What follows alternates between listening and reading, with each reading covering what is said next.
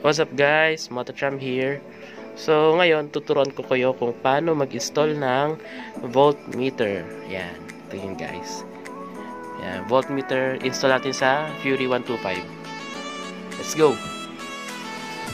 So guys, una natin tatanggalin sa stock ng Fury itong part na to. Ayan, kung makikita nyo, screw pa yan, Phillips screw pa yan sa stock, pati yung dito sa ilalim naman yung bolt na to, ito ay 12 yata yung sukat yan or 8, pero in my case ano na siya, Allen. So tatanggalin natin yan para mabuksan yung likod ng headlight ng motor natin.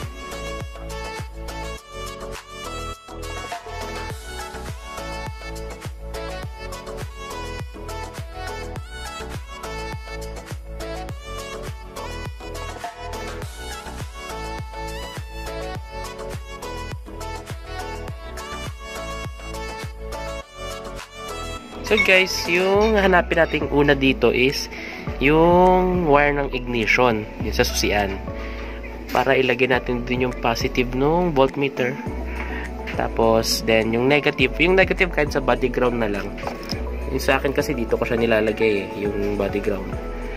Negative. Yun lang naman yun. 2 wires lang naman yun guys. Pero importante na tama yung pagkakalagay sa ignition. Para once na on lang susi, doon lang gagana yung voltmeter. 1 hour later. So guys, yung ignition ng Fury is ito. Ito siya guys. Marami nang nakatap sa akin kaya yan yung itsura niya. And ngayon, babaklasin ko siya guys. Then lalagyan ko, doon ko ikakabit yung positive nung voltmeter.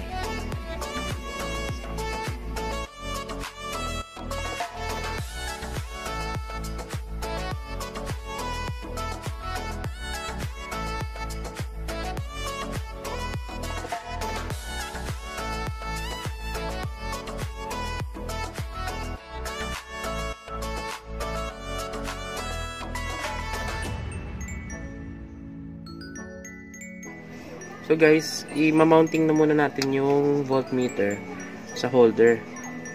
So, nakabili na kasi ako ng holder, alloy siya. Nabili ko lang ng 150 sa mga motor shops. Marami ka naman makikita nito. So, i-mounting muna natin.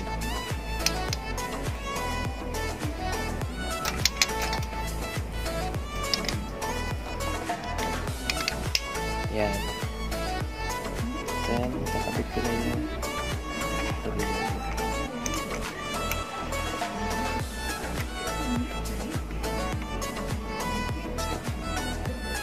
so guys, since ito yung positive ng ignition, kulay brown yata to, brown, yan yung brown. Diyan ko itatap yung red, yung positive ng voltmeter, ito. Then yung black, pwede, ito pala guys, info, pwede mo rin tap siya dito sa may signal light, yung negative ng signal light, which is color black and yellow. Doon ko na lang siya itatap.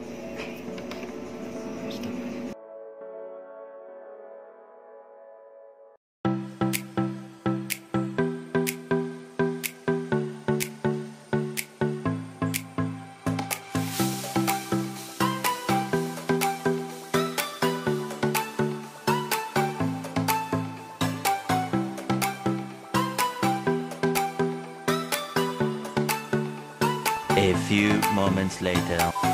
So guys, bago natin takpan ng electrical tape yung mga may balat, nabalat na natin na wire, testingin muna natin kung gagana yung voltmeter. Basta iwasan yung magdikit silang dalawa guys, kasi pwede masira yung voltmeter or may pumutok yung fuse mo.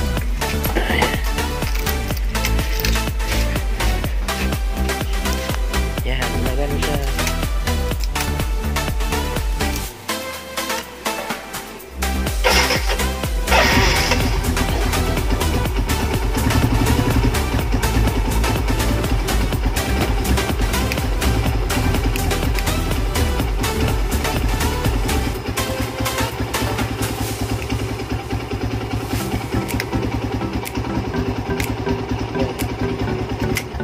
So guys, to confirm na natin na gumagana siya. Then, takpan natin ng electrical tape yung mga may balat na wire.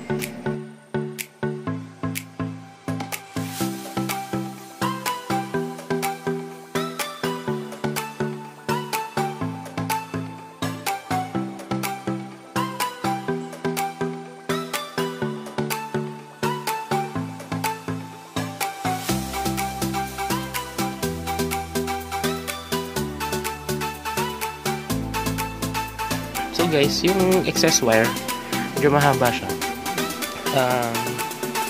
Sa akin, hindi ko na siya pinutol para umiksi. Kasi baka magkaroon ng time na ilipat ko yung voltmeter, ilipat ko ng pwesto, kukulangin ako sa wire. So ang gagawin ko lang is itatakpan ko lang siya electrical tape, babulutin ko lang para hindi siya magulo.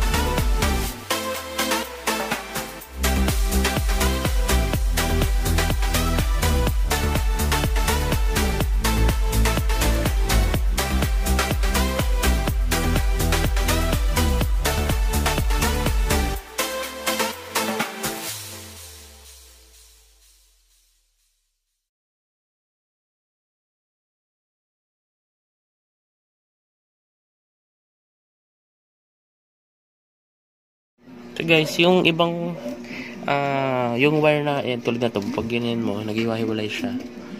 I-zip tie ko na lang para hindi siya kumalat, guys.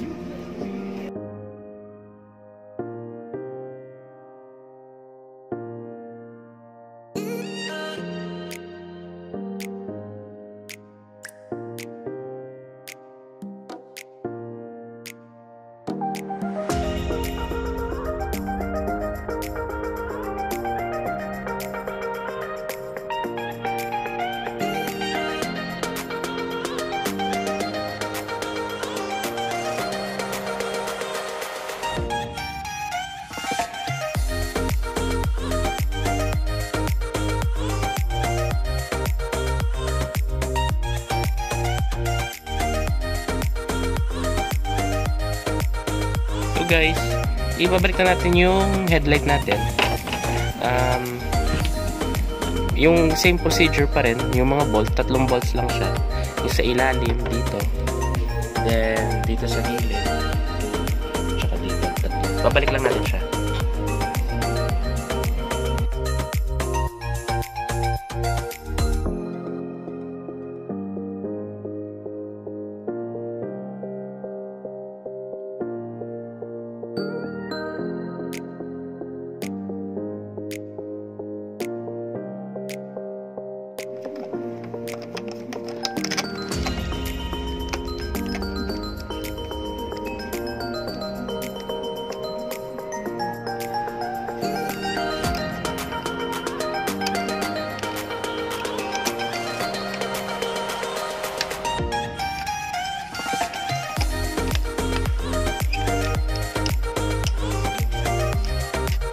So guys, tapos na tayong magkabit ng voltmeter. Guys, ayan. Check ulit natin.